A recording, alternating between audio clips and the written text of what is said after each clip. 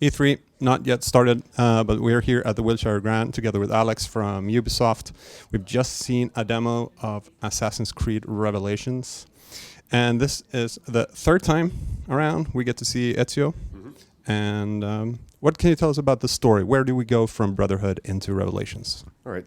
Well, as you know, Assassin's Creed is all about Desmond's story and then his ancestors that all tie up into this sort of like overarching narrative. After Brotherhood, Desmond is stuck in a coma. He's left sort of in a coma, and he's put into the Animus to prevent him from basically reaching mental limbo. So he finds himself in the Animus, but since his mind is too unstable, he can't sort of like go into the White Room loading program. So he falls through, and he falls into what we call the Black Room.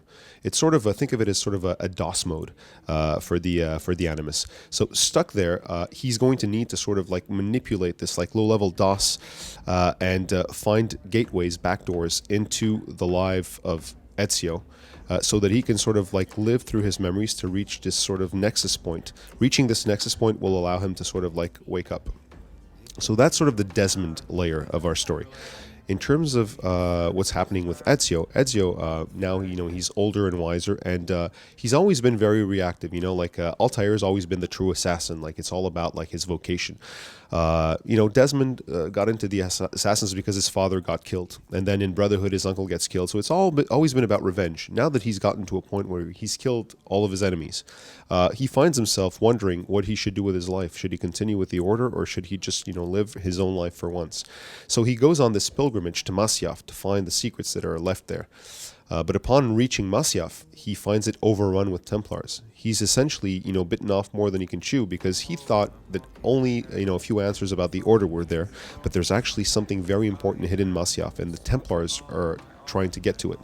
So essentially what started off as a journey, a pilgrimage, turns into a race against time, and Ezio needs to go to Constantinople to retrieve the 5 keys that will open the path to Masyaf.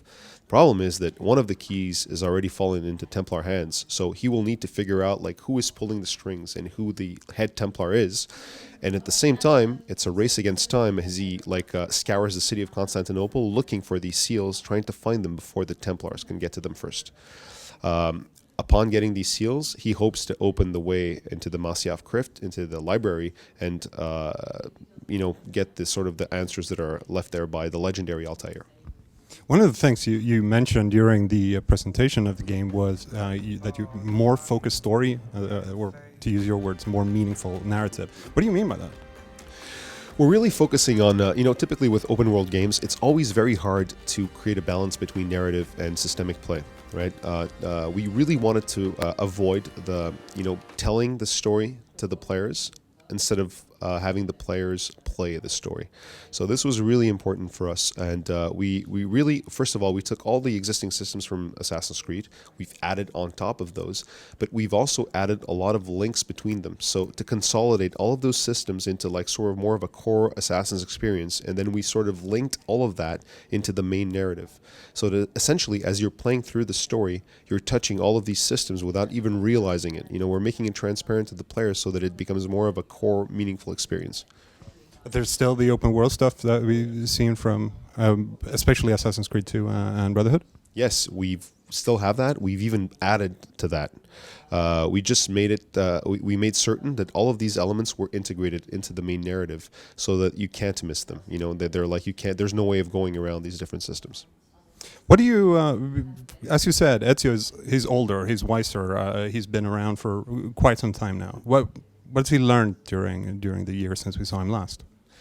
Well, Ezio is more of a, he was always very flashy. Now he's more direct. It's a much more direct Ezio. And I think the hook blade really represents this directness very well. The hook blade is one of the elements that we're adding. The hook blade adds 25 to 30% speed and flow to navigation. It also consolidates and, bridges navigation and combat. It makes combat and movement more closely related.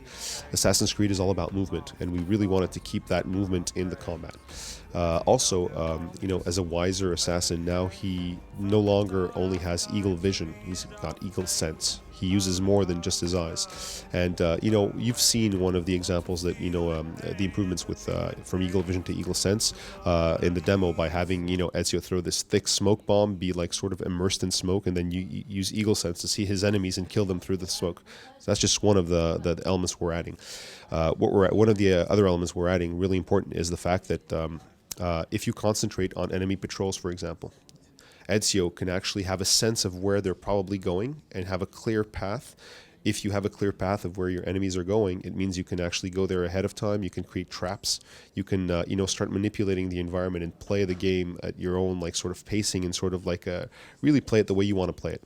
Another element that we're doing is, you might remember this from AC2 or ACB, where we tell you go onto the rooftop, use eagle vision to find the bad guy. Now what we're doing is we're really allowing you to, search for your prey. You go on top of that building, you switch on eagle sense, and then you see a faint trail.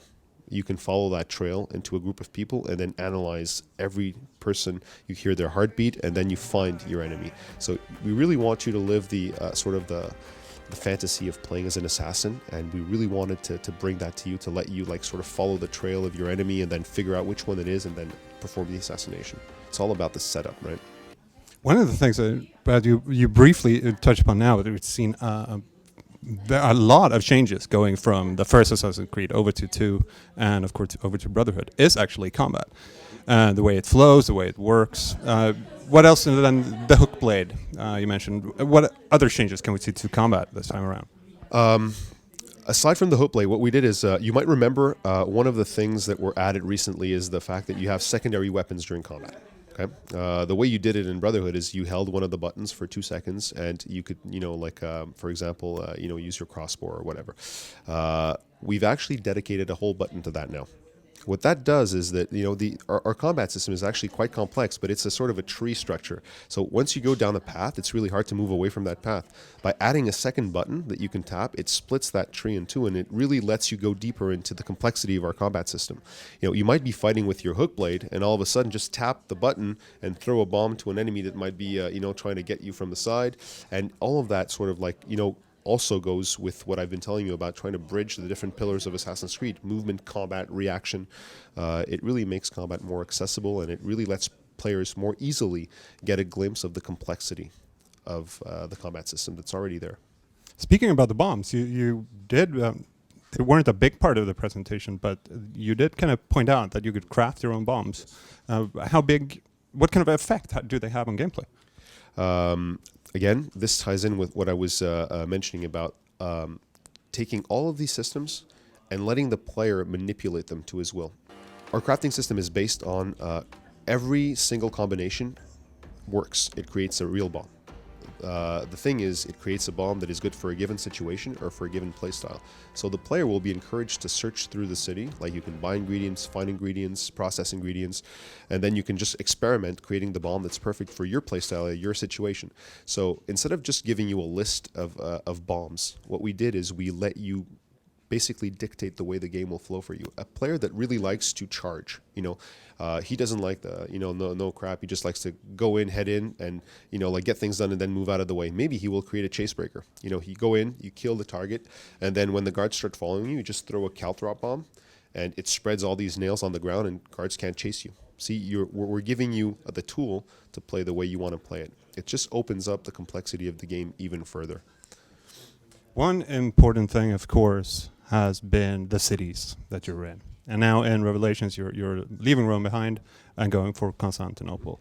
What's it been like working with Constantinople? It's a really amazing city. First of all, it's a huge change of pace from Rome.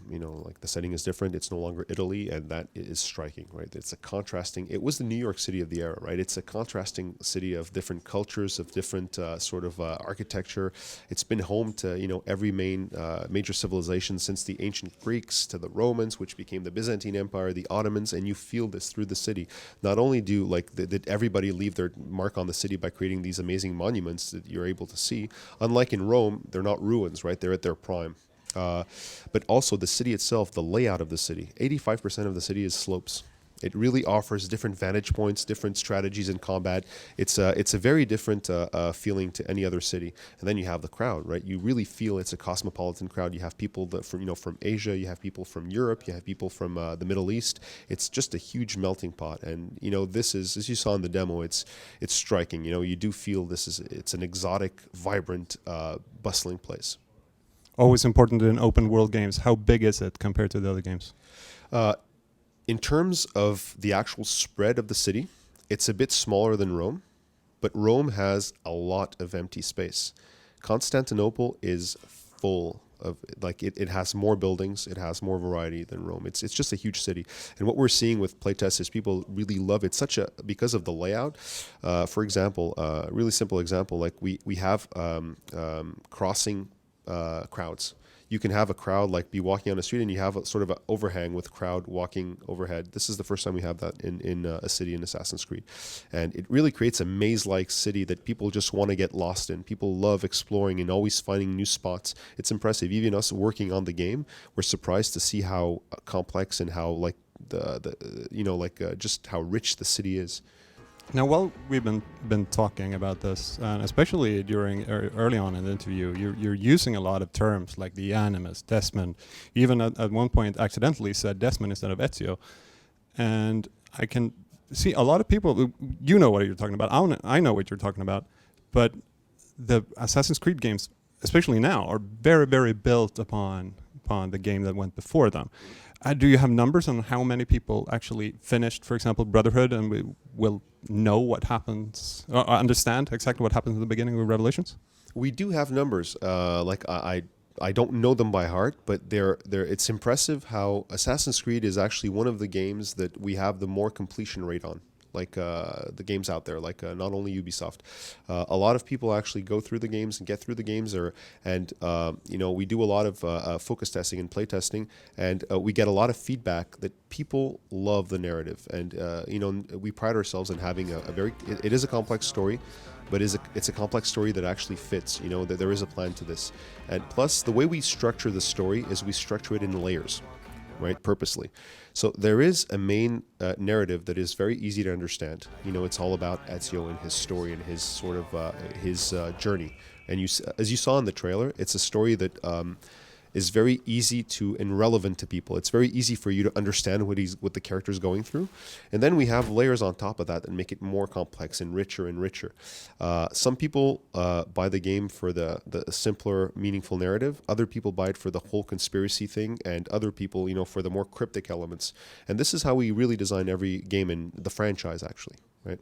Also, when it comes to Assassin's Creed, we've seen now Assassin's Creed Brotherhood came out really close to Assassin's Creed 2. And now Revelations is just 1 year after Assassin's Creed Brotherhood. How exactly does work look on an Assassin's Creed title these days? Because there's always a risk, I can think as a fan of the series that there's a risk that you're watering down the series, etc. But how many people are involved? How does day-to-day work on Assassin's Creed Revelations look? Essentially, the way we structure the brand is that there is a sort of a brand team they are the guardians of the meaning. And one thing we do in Assassin's Creed is every time something is put out into the universe, it becomes reality. We don't have any revisionism within the franchise. So this keeps us very true to the initial meaning of the brand. And then the way Ubisoft is set up is that we have studios all over the place, right? And we have different teams that have different specialties that are really specialized on working on different parts of the game. Montreal, we are the lead studio, so everything stems from Montreal, and then we coordinate with the very talented studios across the globe. So it's essentially a very Ubisoft community effort, like Assassin's Creed. Like everybody has done it before, and everybody is in place to ensure that their own part is working, and then we coordinate all of that. So in terms of the amount of energy we put into it, it's something that we are very comfortable with, and it's almost a side thing, right? What really is important for us is the story and the meaning, and we have stories to tell. Ezio's story was a trilogy, and the reason why AC2 is very mysterious and then ACB even more mysterious, it's leading up to us, right? We are sort of the completion of that circle. And narratively, this is how we see it, right? If we have stories to tell if the fans want to know like the sort of like the answers to these stories, then that's how we think of it. That's how we put out our games. So you're confident that we'll be just as happy with Revelations as we were with Brotherhood? Oh yes, definitely.